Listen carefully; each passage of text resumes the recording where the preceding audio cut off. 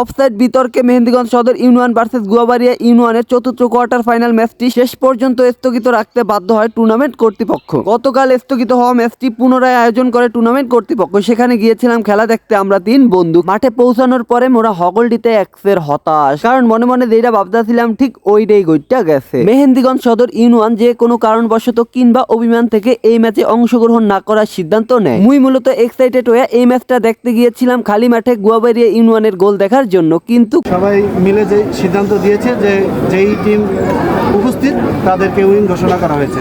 Tournament কর্তৃপক্ষ কি সিদ্ধান্ত নিতে আশা করি তা বুঝতে পারছেন। এরপরে মুই মোর বাইকনারে নিয়ে চৈলাহি মাঠের উপরে আর মুরব্বী করে দেখে সত্যি খুব খারাপ লাগতেছিল, কারণ এইখানকার মানুষজন ফুটবলে অসম্ভব বেশি ভালোবাসে, যে কারণে সব কাজ কাম ফালায় আইছিল মাঠে খেলা দেখতে, কিন্তু খেলা না দেখতে পারার কারণে তারা খুবই হতাশ ছিল। তবে মোর কাছে মনে হয় আজকের ম্যাচ নিয়ে সবচেয়ে বেশি হতাশাগ্রস্ত ছিল ব্যবসায়ীরা, কারণ ওনারা একদমই ব্যবসা করতে পারে না। লাখ টাকার এই ফুটবল টুর্নামেন্টে পরবর্তীতে যেন কোনো বিতর্ক না ঘটে, এজন্য সেমিফাইনালের ড্র সবার সামনে দেওয়ার সিদ্ধান্ত নেওয়া হয়। মোরা 2 মামা বাইক নিয়ে মিল্লা ডিসকাস করতেছিলাম কাগো লাগে কাগো খেলা পড়লে ফাইনালটা সবচেয়ে জমজমাট হইব, যদিও সবকিছু করতে অনেক বেশি লেট হয়ে যাইতেছিল, যে কারণে মোরা চইলা